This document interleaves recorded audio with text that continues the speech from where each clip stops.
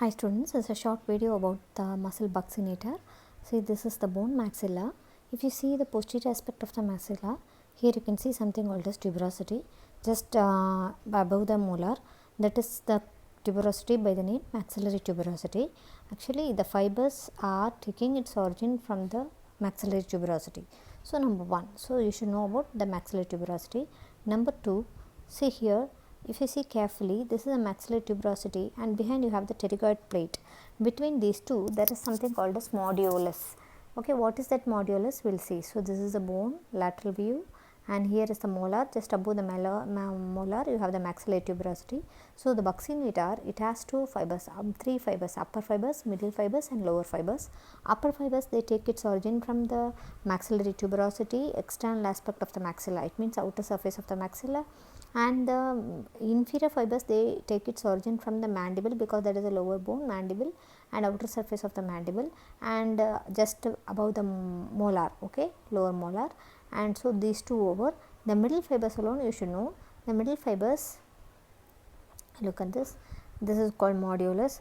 The middle fibers, it comes from the pterygomandibular raphe, and then here you can see that all the 9 muscles, they get inserted in one area, okay, just came into meet in an area called modulus. This is the area called modulus. This is like a nice peanut like sized one structure, that is called module, and that is a fibromuscular structure, okay, that is module. So, this middle fiber comes to the module.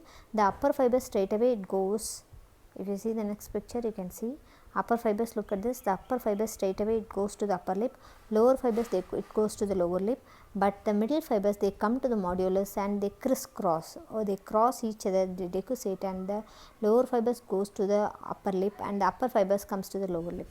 So, this is how you have to write about the origin and insertion of the 3 fibers. So, 3 fibers must, upper fibers from the maxillary tuberosity, lower fibers from the mandible, both are above the molar tooth and outer surface. And the next one is middle fiber. Middle fiber, always you should write about the modulus. Modulus is a fibromuscular structure which has inserting point of 9 muscles.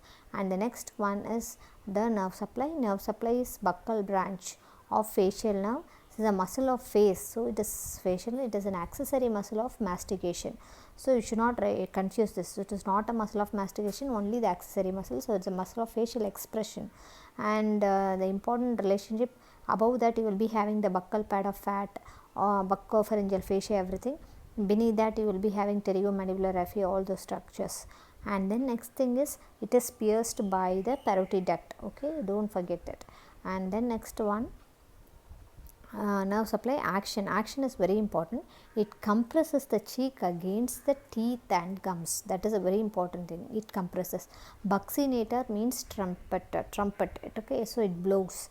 So, it compresses the cheek against the teeth and gums, so it prevents the spillage of food from the vestibule of the mouth. Vestibule of the mouth is between the cheek and the teeth, the space is called vestibule. So, it prevents the spillage. So, if the buccinator is paralyzed, the patient will not be able to hold the food inside the mouth. So, usually drooling of saliva, spillage of food, everything happens, okay, in these lesions of facial nerve.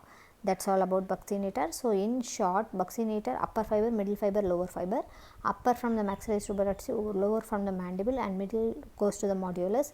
Upper fibers goes to the upper lip, lower fibers go to the lower lip, and the middle fibers, they crisscross, and the lower fiber is going to the upper lip, and upper fibers, it means I am talking about only the middle fiber alone, it splits into 2 and it cross each other, and then it goes to the opposite direction. And then the nerve supply is buccal branch of facial nerve, and then last one is action.